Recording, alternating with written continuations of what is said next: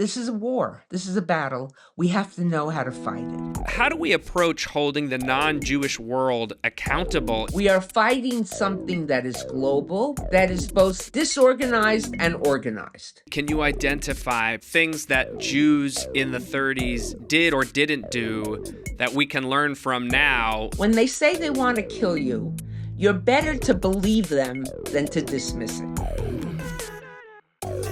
Bruchim habaim, welcome to the show, my faithful friends. We are entering the home stretch of season 2 here, and I assure you, we are finishing this thing strong. My guest today is the poster child for the American Jewish dream come true. A product of Jewish day school and Jewish summer camp, she spent her junior year abroad in Israel and earned both a master's and a PhD in Jewish studies from Brandeis. She's built a storied career as a college professor of religion and Jewish studies at some of America's most prestigious universities, including Emory, where she is currently the Dorot Professor of Modern Jewish History and Holocaust Studies at the school's Tam Institute for Jewish Studies, which she helped to found.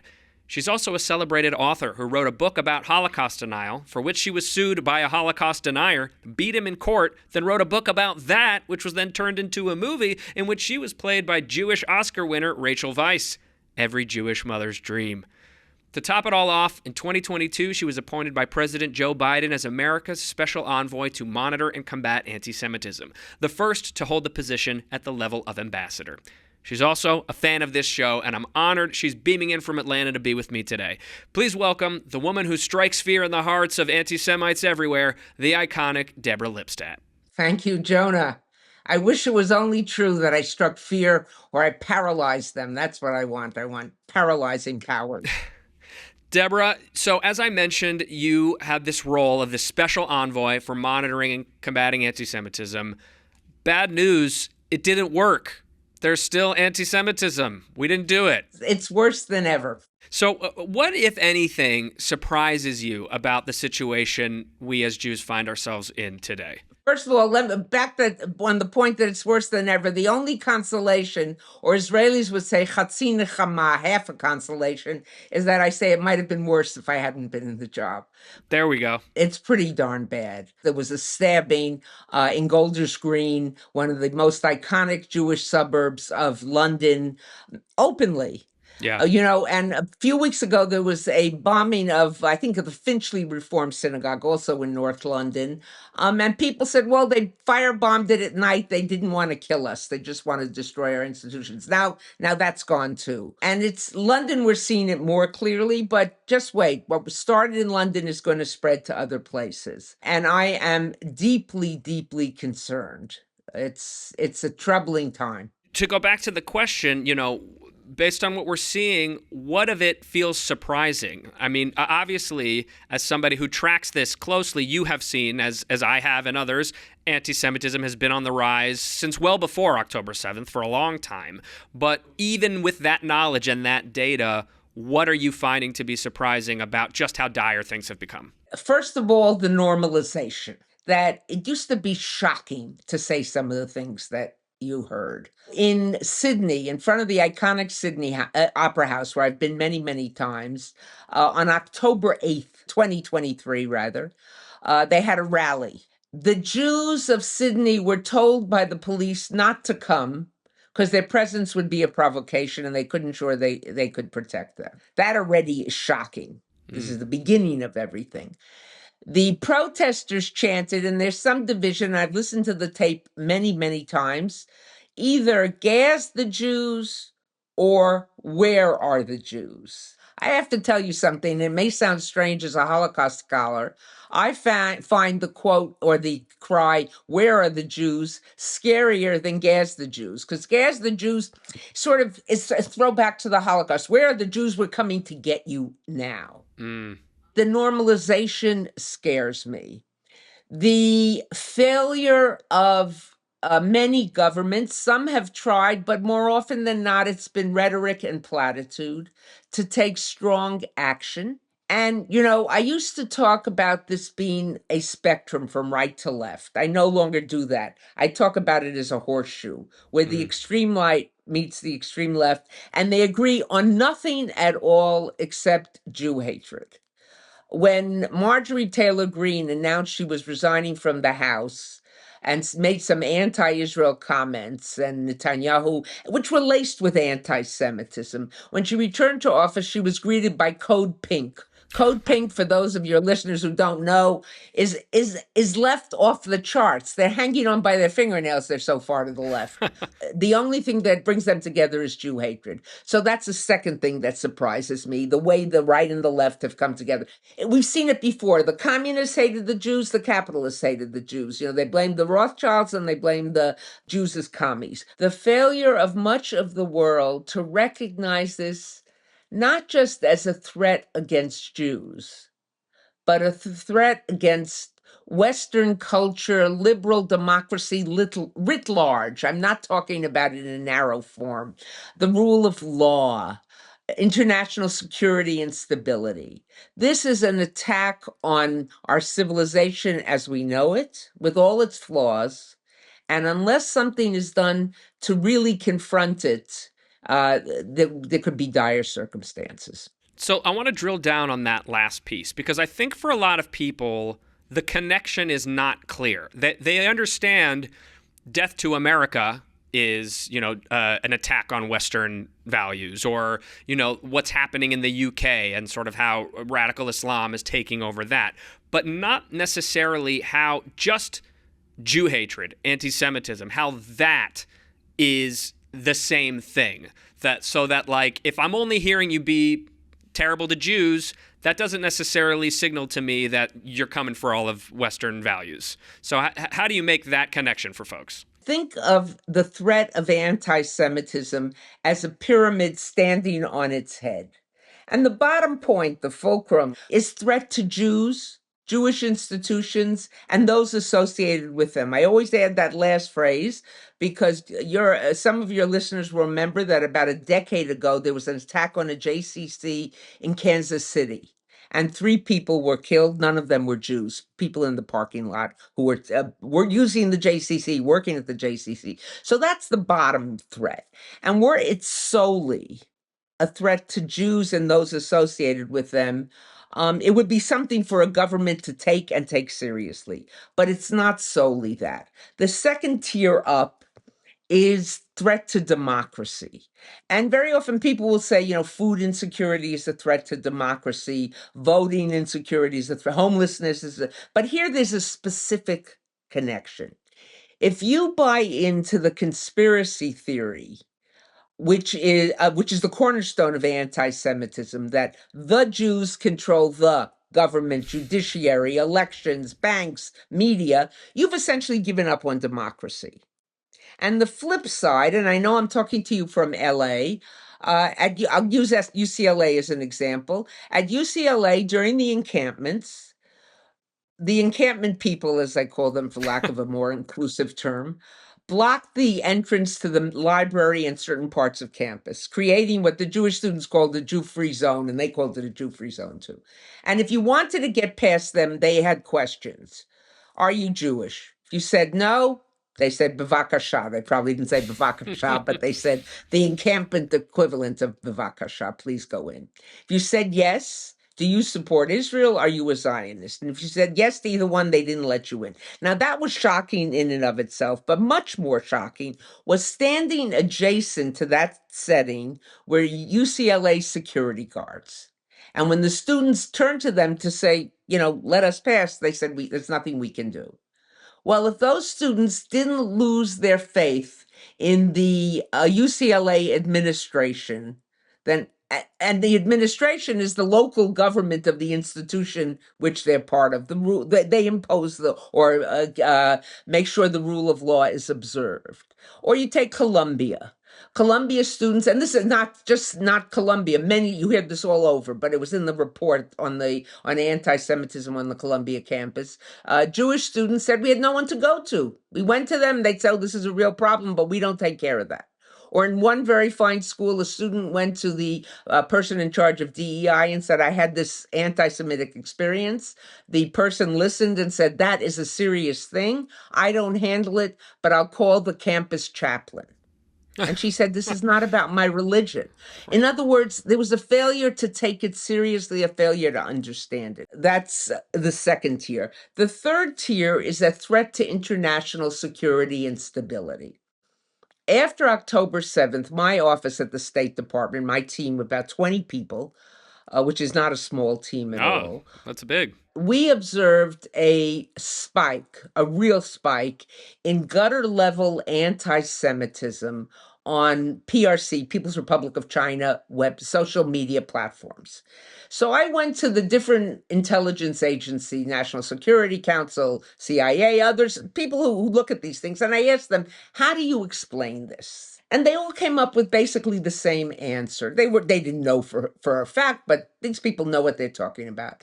And they said, this is China's way, or PRC's way, of signaling to the global South, what we used to call the third world countries, now called the global South, to the global South, that we're with you, they, America, are with them.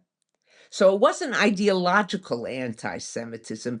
It was what you might get from Iran, or you might get from the Muslim Brotherhood, or you might get from the white supremacist nationalists, Christian Right. nationalists. But it was utilitarian anti-Semitism, which is a term that I've coined.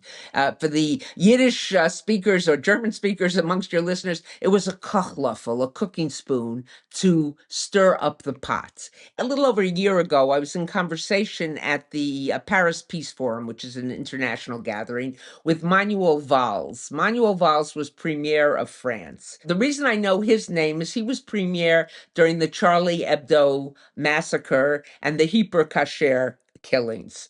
And he said at that point, when many Jews were thinking of leaving France, and many have left France, France without Jews will not be France. In other words, Jews are a part of our fabric of society. If one group in your society doesn't feel secure, then no group should feel secure. So I say to people who are listening, there have been posts, especially because I follow the London news very carefully, posts from many British non-Jews. I stand with the Jews. And my response to that is always, as a Jew, I thank you, but know that you're standing for yourself as well. As a Holocaust historian, expert, how much of what you're seeing in today's climate reminds you of the climate of Europe in the 30s? There's a basic difference, and I alluded to this a moment ago. The basic difference is that in the 30s, it was coming from governments. Right. Germany, it was governmental. Italy, it became governmental. Austria, when it was became part of Germany, governmental. This is not coming from the government. So in that sense, except from Iran and a couple of other places, but mainly Iran, the other difference is the Holocaust has happened. If you had told someone in 1938 that this was going to happen, they would have said, oh, no, that's impossible. It's terrible here, but gas chambers, massacres of Jews, experiments on Jews, industrialization of killing, impossible. We now know that it's possible. I'm not saying, I want to be very clear here, I'm not saying that a Holocaust is coming. I don't think that's the case. But I do think that Jews are living in fear. If you go to synagogue and there aren't guards outside, you say, what's wrong? I Yeah. go to a synagogue down the block from me, and literally, of course, we have our guards and a police car with the lights flashing and volunteers from the synagogue standing all around. I say some people come to shul just to be on guard, Right. Across the street from us, literally across the street from us, is a community church. No guards, Sure. nobody stopping them. In Washington, I lived across the street from a Catholic church in the West End of Washington, adjacent to the State Department, and the church had a sign, all are welcome, come in and pray. I said, if I didn't know the building it was next to, I would know that sign was not a Jewish institution. There is no Jewish institution in the world. And now that includes shops in Golders Green. I just saw a picture of a sign on one of my favorite stores in Golders Green. To our customers, we apologize. Our door is locked. We are open for business. Ring the bell and we will let you in for our own safety. Yeah. It's not a normal way to live. What, if any, can you identify perhaps as mistakes or warning signs, things that Jews in the 30s did or didn't do that we can learn from now from their experience? I hate to judge people ex post facto when we knew what happened. Some people did things that they thought were very safe. There was a man who lived in France and in Germany who very quickly took his family and his business out of Germany and moved to the very safe city of Amsterdam. His Right. mother moved to Switzerland. His name was Otto Frank. We know people, Hannah Arendt moved to Paris along with many Jews. They thought they were safe. So I don't know. I don't know what the answer is. I don't like to judge. It's always easy to be a Monday morning quarterback. But I would say something I have learned, regarding Hamas, Hezbollah, when they say they want to kill you, you're better to believe them than to dismiss it. We know that's true. You're a long-standing college professor who's worked at different universities all over the country. Obviously, the shift that we've seen in the academy over the past couple decades has been massive and deeply impactful in regards to the climate we're in today. Were you noticing that, feeling that, seeing that in real time? And what are you seeing now on the ground? To change the academy is going to be very hard. Yale just put out a survey confirming that there is groupthink in the university amongst professors, that there's not a diversity of opinion, and that students who might have diverse opinions are often afraid to express them. Well, that's not what a university is all about. And the problem with the structure of universities is departments, faculties are self-perpetuating. So if I'm on a committee to choose someone, usually it works like this. There's a department, let's say 20 people, 60 people, whatever it is. There's a committee that chooses the candidates. You decide on a definition of the job, and then the committee begins to cull through all the applications.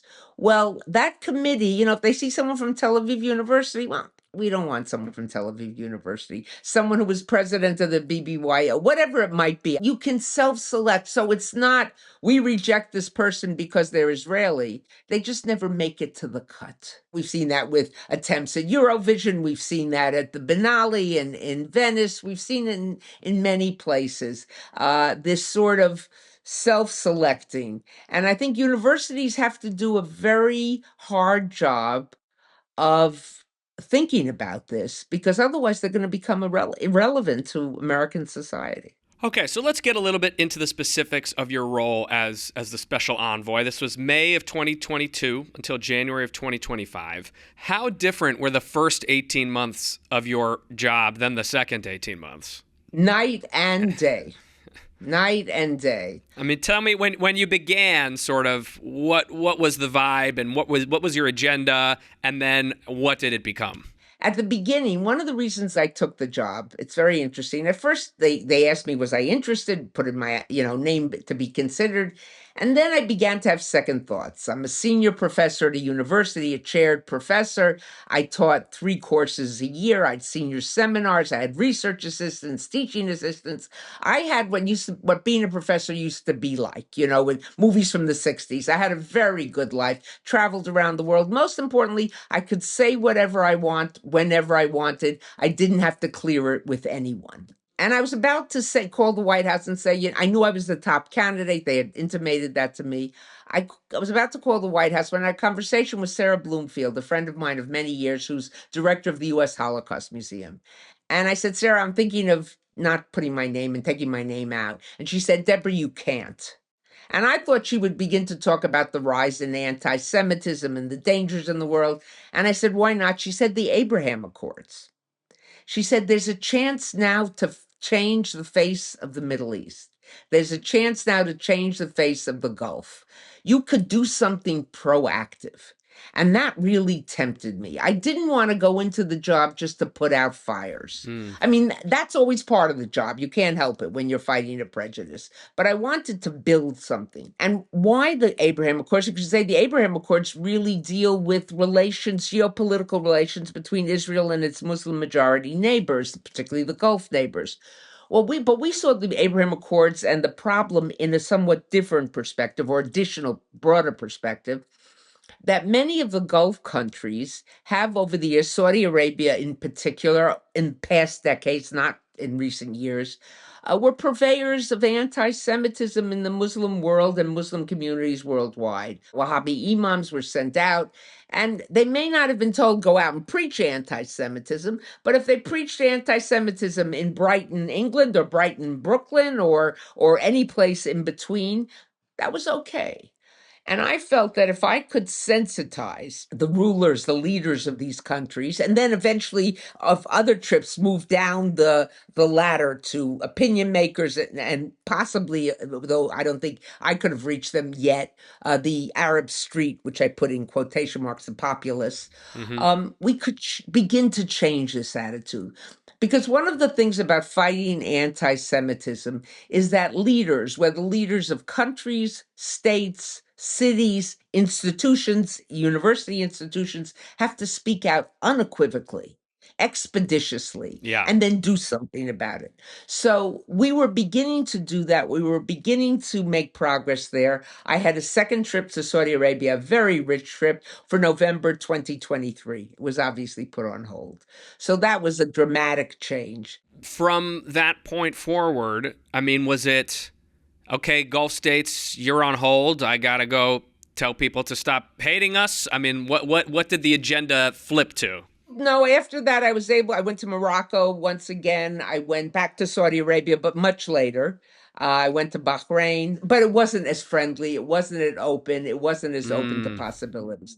Though certain countries, both UAE and Saudi, I know right now they're on the outs over OPEC and oil, but both of them recognize the danger of Islamist extremists, Muslim jihadism, call it what you may. And there's a real fear about talking about that openly and directly. And I bet you will get lots of complaints that I even mentioned it. I don't think so. Maybe not from your listeners, but Yeah. once it goes out beyond, this is a problem. And I'm not saying all Muslims, because that would be engaging in the same prejudice that we're fighting against. But I think there has to be a concerted effort on the part of leaders of the Muslim community, religious leaders, political leaders, elected leaders, communal leaders, to say we have a problem in our midst. You visited so many countries. I think you said maybe 34, engaged with officials from all over the world. Whose allyship would surprise us to hear about? I found the Austrians very, very simpatico. And, when you think about Austria, it's not just a neighbor of Germany, but all the Nazi leaders came from Austria, including Adolf Hitler. You walk through the streets of Vienna, and if you know your history, you can almost spot places where certain things happen. I found the Austrians very simpatico. I wasn't surprised to find the Germans very simpatico. I knew that was the case. I found the French, on the official level, simpatico. I don't know how much they recognize they have a problem. The British, I was there when it was a different government, but Keir Starmer just today condemned the comment globalize the intifada. Thank you very much. Intifada means uprising. It can be spiritual uprising. In Arabic, if you're talking about the Warsaw Ghetto uprising, you use the word intifada. But revolt can mean lots of different things. Plague can mean lots of different things. They don't say globalized intifada, like everybody should have a spiritual upwaking. They say globalize the intifada. What is the intifada? The intifada was an attack on Israelis. 1,200 Israelis, I think, were murdered in the second intifada, and on Jews worldwide. Yeah. So it means kill Jews, globalize, kill Jews everywhere. Harm Jews everywhere. Make Jews afraid. I hope many Jews wake up tomorrow, day after tomorrow, and decide we're going to shul, we're going to synagogue, because you can't make us afraid. Yeah. But it's easy for me to say that. Any of us who belong to a synagogue or belong to a JCC, Jewish Community Center, or send our kids to Jewish schools, pay what is now I call the Jew tax, security. And no one complains it's too high. We all complain it's too high, right? It's like so many resources. We complain, but we pay it. We pay it. We got no choice. You got 44 countries to sign on to global guidelines for countering anti-Semitism. You're obviously a big part of the American national strategy to combat anti-Semitism. How effective do you think these sorts of things can actually be? In what ways can government really actually be effective in stamping this stuff out? It's interesting that you asked me that question because this week I've been involved in conversations at Emory in creating something that we're going to officially announce in the very near future, what we call EPICA, EPICA, Emory Policy Institute on Countering Antisemitism. I didn't use the word combating because combating suggests the winner, and I'm not sure you can ever have a winner here. No. So we're creating at Emory an institute which will have student fellows who will place in Washington over a summer, a semester. We're just figuring that all out now, to work with NGOs, non-governmental organizations, to work on Capitol Hill, maybe to work in some governmental agencies, depending, which ones, and to see what can governments do and what can't governments do. I don't think governments can do it alone. There has to be a feeling that we've talked in the beginning a lot about Britain. There has to be a feeling of outrage in British community writ large that this is a terrible thing, this is an attack on us, and to respond accordingly. But we are trying to expose students to that. And one of the things we want to do, we passed these global, or we got 44, actually I think it's 40 countries and 4 multilateral organizations, including the European Union, the Council for Europe, the Organization of American States, and the OSCE, Organization for Security and Cooperation in Europe, to sign on.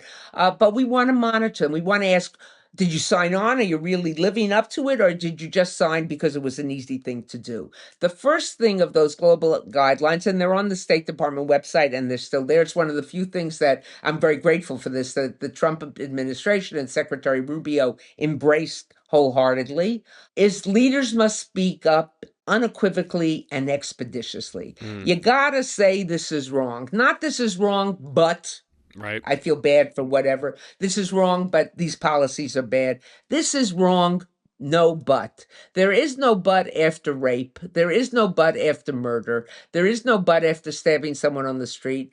There is no but. NPR, National Public Radio. After this guy drives a car into Temple, Israel in Michigan. Yeah. And the only reason he doesn't get to the kids is the car gets stuck in the hallway. Right. In the fire doors. In the fire doors. Thank God, and thank God for the guards there who stopped him. But if he hadn't been, if he'd been able to get through, maybe they wouldn't have been able to stop him. So what does NPR do? It runs a story on his 2 brothers who are in Lebanon and were killed. Well, it turns out they, in all likelihood, were members of Hezbollah. Right.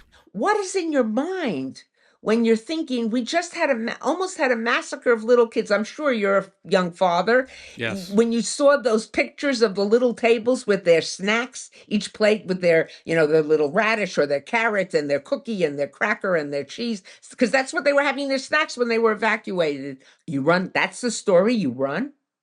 Yeah. And then when you apologize, you give such a half-baked apology. We wanted to humanize, and you say it's wrong. You can be totally against what's happening in Lebanon. You can think Hezbollah is the greatest thing since the Red Cross and sliced bread. This is wrong. And there should be outrage. The New York Times runs a headline, Temple Israel created to support the establishment of Israel attacked.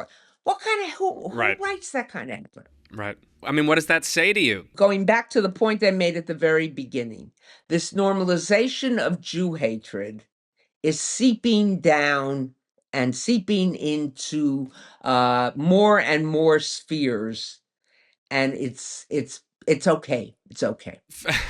You did a nice little pivot there at the end of that sentence. So what makes you feel like it's okay? It's not. I'm not saying it's okay, but it's okay to put up such a headline. Ah, yes. Nobody around the table at the NPR editorial board is saying, wait a minute, is that the story we should be running today? Is that the only story on the Temple Israel bombing we should be running? How do we undo that? There's a lot of obviously things that many people are doing and thinking and working on to counter anti-Semitism, but then there are other people who go, well, it's hopeless. Like, look at that. Like, what do we got no shot here. So what do you say to those folks? I know there are people who say it's hopeless and we should just focus on celebrating who we are as Jews. Look, I come from a strong Jewish identity. The reason I've been able to do the work, not just in the State Department, but in fighting Holocaust deniers, in writing about the Holocaust, the reason I've been able to do that is because I knew what I was fighting for. I think that's one of the reasons why I'm such a fan of day schools. I'm such a fan of Jewish camps, of Jewish youth organizations, BBYO and NCSY, USY, all the others, excuse me if I didn't mention one, because they give you a sense of the joy of being Jewish. They give you a sense of who you are. They give you a sense of Jew as subject, not Jew as object. So I think that that's exceptionally important. And the people said that's all we should focus on now. I don't think. I think that's a fool's errand, because we're in a battle for our lives. We have to make it unacceptable. You know, if you're on the treadmill and the person on the next treadmill says, "Oh, those Jews again," you went to the gym to work out. You went to the gym to get your, 50 minutes on the treadmill and an hour of lifting or whatever it is you do. And you got to speak up.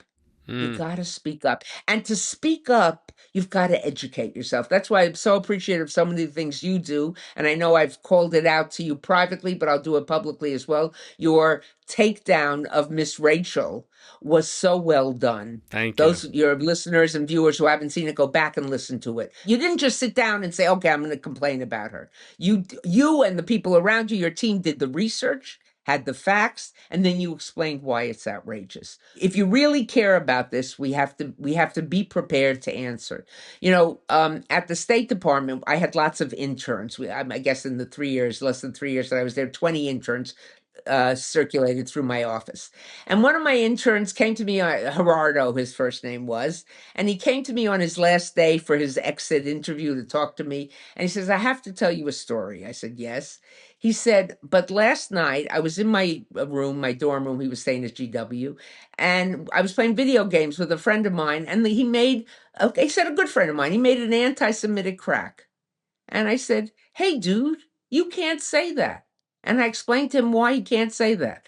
I said, Gerardo, my job here is finished, Yeah. We need the Gerardos of the world to say this is wrong. Not wrong because the Jews lost one out of every 3 Jews 80 years ago in the Holocaust. Not wrong because Israel has fought so many wars. Not wrong because 2 Jews got stabbed yesterday in Golders Green. It's wrong because it's wrong. Shout out to Gerardo. May there be many more like him.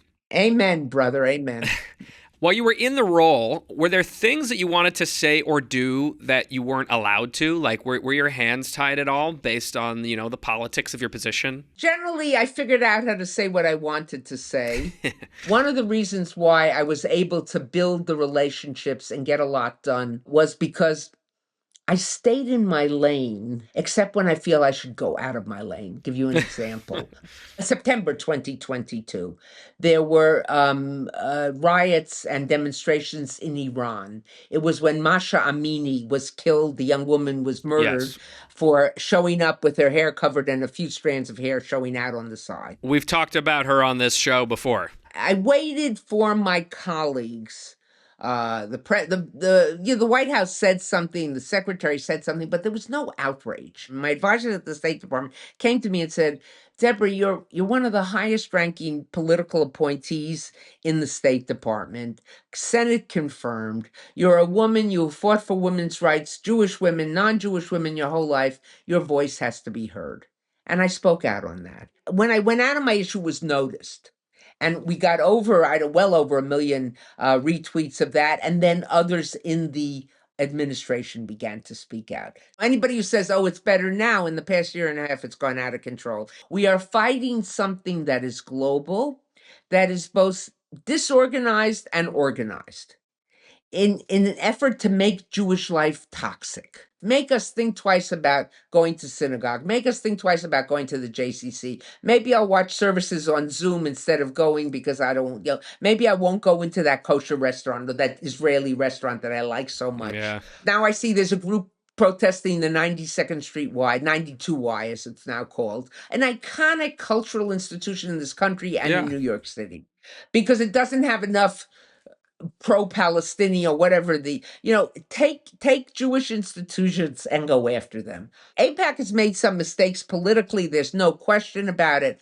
But it's, Qatar has given far more money to influence politics and institutions. Yeah. Something else you did while you were in the role, you held the first ever symposium on online anti Semitism. You got Google, Meta, Microsoft, TikTok, and X in the same room. What was communicated in that symposium, and what, if anything, were you all able to achieve together?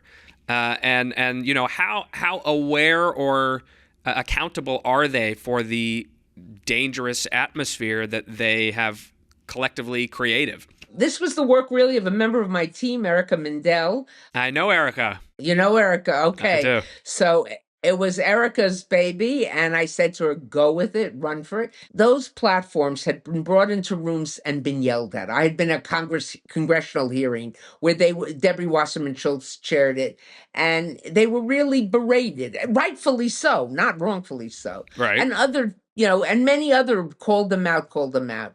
And we said, this hasn't worked. Earlier, you asked me 33, what's different now? We have social media platforms that makes it very, very different. That's one of Yeah. the main things. We wanted to bring them into the room and say, there's got to be more transparency on your algorithms. You've got to monitor the spread of the anti-Semitism. You've got to be more serious. And we brought in researchers to talk about the impact. I remember one of the researchers said, when there was, I forget which platform it was, but a woman had baked challah on Thursday night, and it came out gorgeous. And she had two pictures of her challah, and she said, I'm preparing for Shabbat. And in response, on the responses, she got 100 watermelons posted. The watermelon being the sign of the Palestinian, because of the colors. Right. And she wouldn't post. The next time, I'm guessing she won't put up those colors. And Right. then a lot of anti-comments. Sure. So can you say, do we go after? We can't go after someone for posting watermelons, but it's a silencing. It's the Jewish star that you put under your shirt instead of over your shirt. It's the walking to synagogue, or you drive to synagogue and you park, and if you walk to get to the synagogue, you don't put on your kippah till you get into the building. Yeah. Look, we know from another form of prejudice that it's never good when a group goes into the closet. It's not healthy for the group, and it's not healthy for the society at large. We learned that from the gay community, from the LGBTQ community. Yeah. Many Jews are thinking about going into the closet. When you look back now on, I mean, obviously there's not so much distance, but you're writing a book, so obviously you're looking back on it. Right. Where do you feel we made some real on the ground impact that you can see and feel today? I think we did. First of all, on the global guidelines, getting all these nations to sign on. And now we've got to monitor and hold their feet to the fire. I'm not by government. I have no government authority, but if at least name and shame. You signed this and you say this, etc. I think that's one thing. I think the message that we began to deliver that I described to you at the beginning of the upside down pyramid with the levels of anti-Semitism. Yeah. I was in the offices of the mayor of Amsterdam, the deputy foreign minister of the Netherlands, 4 days after the soccer riots. And I shared this view with them. But I said, this is a threat to you. And I think I got that message out. Maybe not enough. It's never enough because you can't win this fight. It's got to be repeated all the time. I certainly think that. The most important thing is we were brought into many decisions, arms sales, and many international decisions, etc., that there was a question. Is there some element of anti-Semitism here? Are we treating Israel differently? Are we holding a double standard, or not holding Israel holding Israel to a different standard that we're holding other countries, which many people see as anti-Semitic? And brought into that conversation, was everything I fought for successful? No, of course not. Sure. I would say we raised this from a niche issue, sort of little office to the side, to a central force, just by virtue of the fact of when I came in, we had 4 people. When I left, we had 22 people. Wow. How do you think the new administration and the new envoy in the role, how do you think they've done with the work since you've left? Rhetorically, this administration has been very outspoken on its unwillingness to tolerate anti-Semitism. But I think some of the actions that they've taken may not have been as efficacious as they might be. I think sometimes they're attacks on universities, and some of the universities which deserve to be highly criticized and highly sanctioned for failing to take anti-Semitism seriously. But when you're also cutting back on cancer research and other research, it sort of gives the people at the university an excuse to say, well, this is not really about this is using anti-Semitism as attack on the university. Yeah. So I think there's things that could have been done better. I think arresting some of the people who were here on student visas or visitors visas, Yeah. who were active on the attacks on the activities on campus, in which they brought Hamas material. They brought Hamas, which is a terrorist group, sanctioned material to distribute. I think some of those things were not handled as well as they could, and they turned them into martyrs. What I think is most important is that this is an issue that is too significant to be politicized.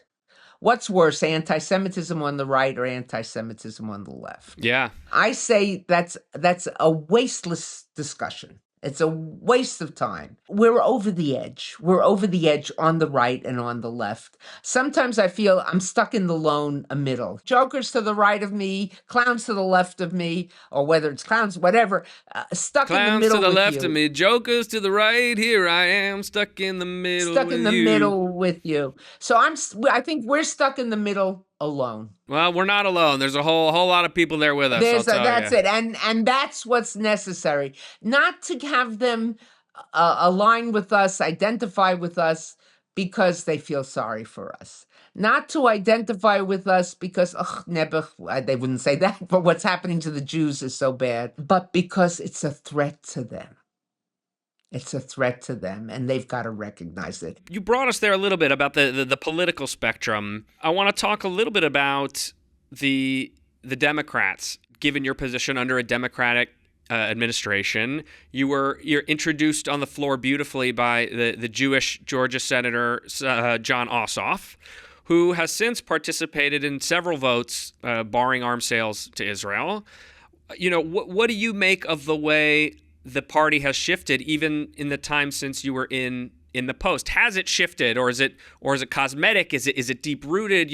What do you make of it? Democrats face their own Tea Party. Mm-hmm. The way the Tea Party took over the Republican Party, I fear that's what's happening with the Democrats. Right. I'm a Democrat. I've always been a Democrat. I believe in the values it stands for.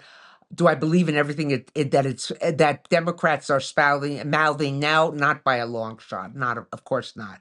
But I think that if you play to the fringe, if you think the fringe is going to get you elected nationally, then you're in for a repeat. And here I'll really date myself. I was very young then. 1972, George McGovern, where you took a candidate who was so far to the left, and even people in the center said, no, I can't do that. And they went with Richard Nixon. Mm-hmm. Don't play to the fringe. New York City is not the whole nation. Yep. Yeah, I feel the same way, and I hope those considering higher office will take heed of what you just said. I hope so.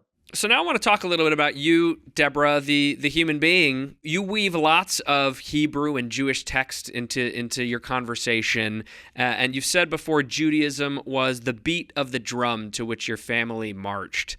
I love that. What does that mean? What did that look like for you, and what does it look like for you now? Shabbat was Shabbat. Holidays were holidays. Our house was filled with Torah and with Tanakh and with rabbinical literature, but it was also filled with Malamud, Roth, non-Jewish writers too. We were of this world. And that is one of the reasons why I can do the job I do. That gave me the strength to do it. That's who I am. I'm very much, but I very much wove in fact, in my confirmation hearing before the Senate Foreign Relations Committee, it was it was a few weeks after the Colleyville attack on the synagogue, where 4 people were held for 11 hours and they only got out by the rabbi threw a chair at the guy and they ran out the side door. They were one step away from being killed for the building being breached by the police. I began my hearing with Baruch Matir Asurim. Blessed is the one who frees the captives. It's a prayer that's in the morning prayers that you say that when you begin your when you wake up in the morning and you begin you say your morning prayers. Yes. And it's also a description of God in the Shmona Esrei, which in the Amida, which is the centerpiece of the personal conversation with God, the centerpiece of the service. That was the blessing that was on many people's mouths when they heard the news that these people had been saved.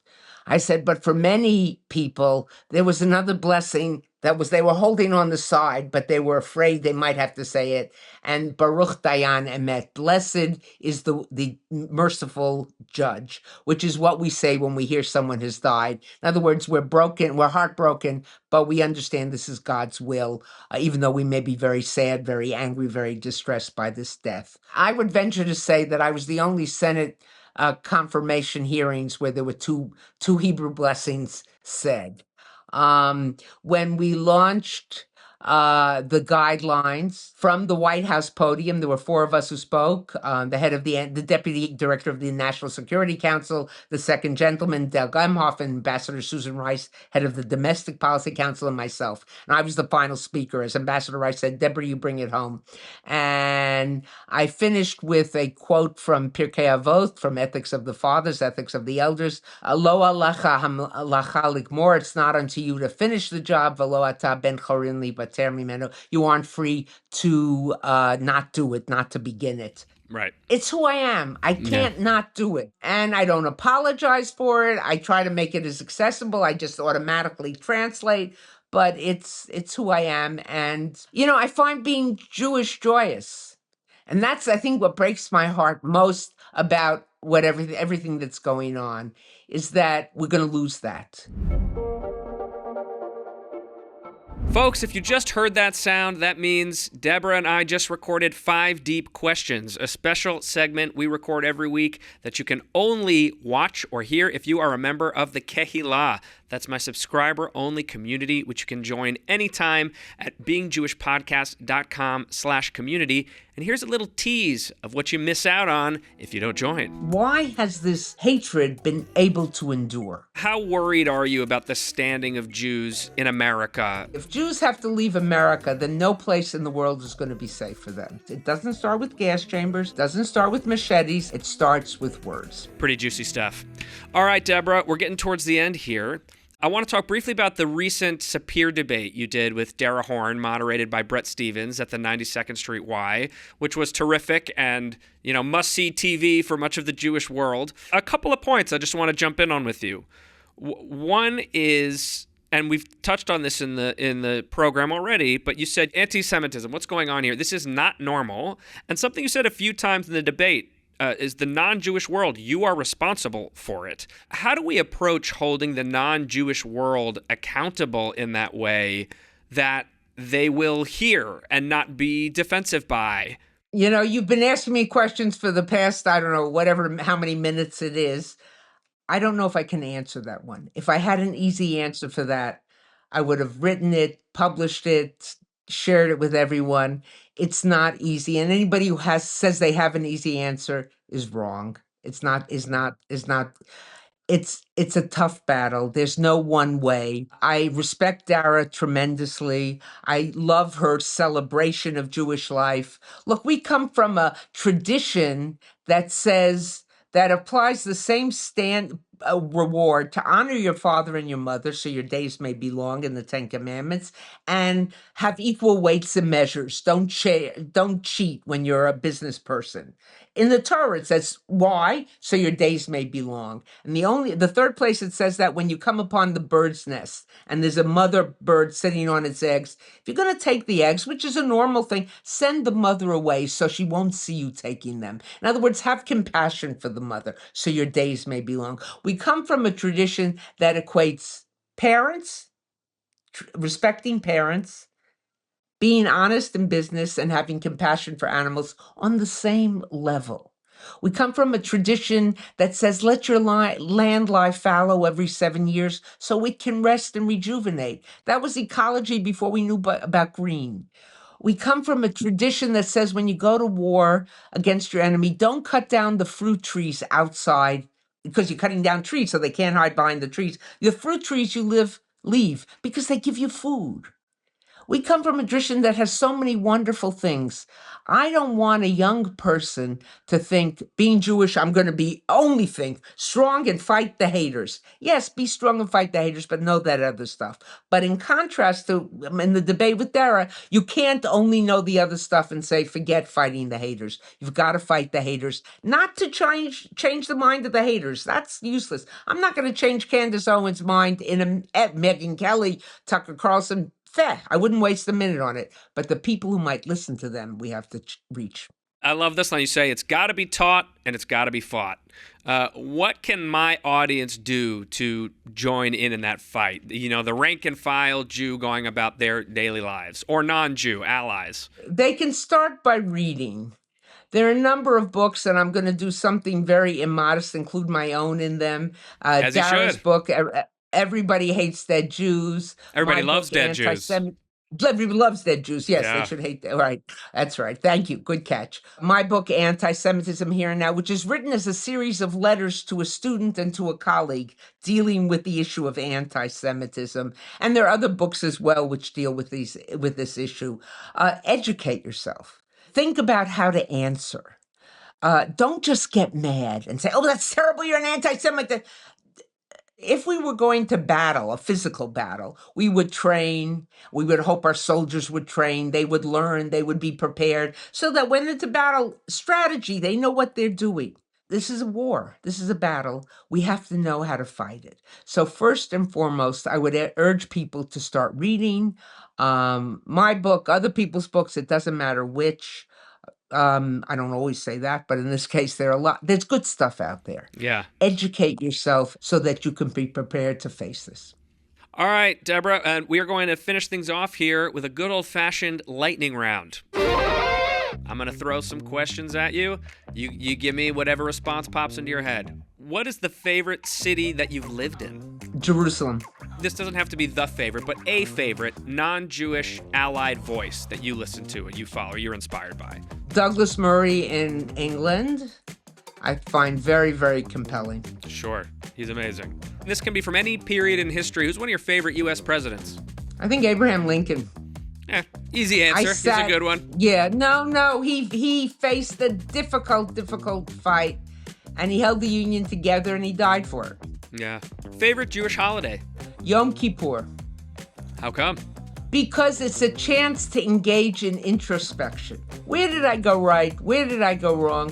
What can I do? What can I do to make better? You can come out of Yom Kippur a different person than you went in. It can be transformative if you do it right. I bet I'm the first one to ever say that. No, my dad said that too. He's of the same mind. I know I loved your dad. Yeah, and I was going to say, there's like sort of two camps on this. Either you love it for the reason you just outlined, or you're like, who else is, like Jason Robert Brown on my show said, Yom Kippur's a drag, man. Yom Kippur's a drag, man. There's just no way around it. So, one of the two. You got to prepare. You got to prepare. What's your favorite Jewish movie or TV show? The Adventures of Rabbi Jacob. I don't know this one. Oh, it's an old one about a Rebbe who has to get to San Francisco and go across country. That sounds fun. You traveled to all these countries abroad. What was one of the most surprising Jewish communities you encountered abroad? Well, I think the most interesting was Jerba, the island of Jerba, off in Tunisia. Whoa. Where there's a Jewish community of 1,000 people. It won't be there much longer, sadly, I fear. And they have, every year on Lag BaOmer, they have a festival. And they claim it goes back 2,000 years. And it's a celebration of being Jewish. So we were at the synagogue. I went with the American ambassador to Tunisia. We flew from Tunis out there. And we stood, and it was just so delightful. It was a real celebration. The next night, in the same spot we were standing, there was an attack by a Tunisian policeman on the place, and 4 people were killed. Oh, God. Who was the most fun foreign dignitary that you met with, that you really got on with and was a good time? Abdul Ben Zayed, the foreign minister of the UAE. Glad to hear that. What's your go-to bagel order? Everything. With what on it? A schmear, but not one of these schmears like in New York where the cream cheese is coming out the sides. A light schmear. Favorite kind of kugel? Potato. Ah, interesting. Okay. Favorite Hamantaschen filling? Oh, I know. Lekvar, prune. Takes me back to my youth. Ah, Yes. nice. And it's got to be a lot of it, not this little dab in the middle where you're getting a cookie with a little dab. There's got to be a lot of it. Please, spare us the dab. What's your favorite country to visit on leisure time? London, England. England. I love England. And that's why what's happening there so breaks my heart. What will you be doing for Shavuot this year? Possibly going to learn the first night, but possibly going to sleep.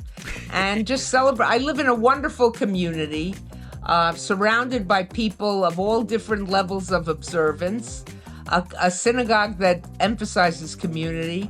So it's really quite celebratory to be embraced by this sense of community. People who are joyous about being Jewish. Fantastic. And my last question, which we ask of all of our guests, challah, rip or slice? Ripped. There you have it. There you have it, folks. Ripped. Deborah, thank you so much for the time. Thank you for all of your work and everything you're doing. It's been an absolute pleasure.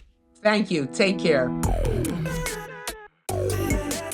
A huge thank you to Professor Deborah Lipstadt for braving Georgian lightning storms to be with me today and for devoting her life to honoring, celebrating, and fighting for our people. If you haven't yet already, please be sure to leave a rating and a review for wherever you're listening to or watching this show. It takes less than 30 seconds, and it helps us tremendously. All right, thanks a million, and I'll see y'all right back here for the next historically accurate episode of Being Jewish with me, Jonah Platt.